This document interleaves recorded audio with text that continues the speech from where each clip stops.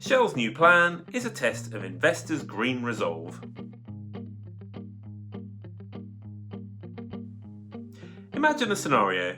You're the boss of a huge oil major that needs to decarbonise by 2050. Do you A.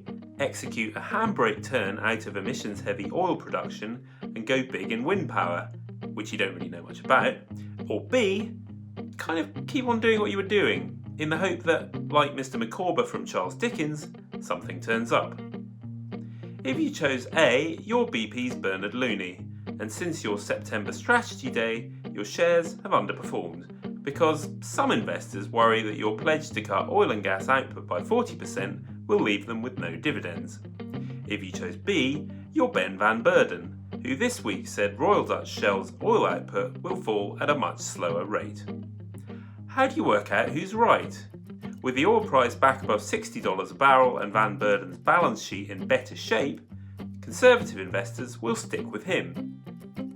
Even so, Shell's strategy hinges on capturing and storing the carbon it emits and on offsetting emissions via natural absorbers like trees. Most people agree carbon capture has a role to play, but the technology is expensive and green lobbyists worry it is untested.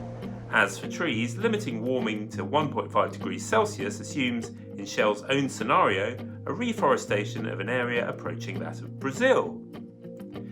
While shareholders like their dividends, plenty more are increasingly taking climate change seriously. Aviva investors recently said it could sell big emitters it deems not to be doing enough. If Shell's new plan starts to look insufficiently radical, investors might have to rethink what being conservative actually means.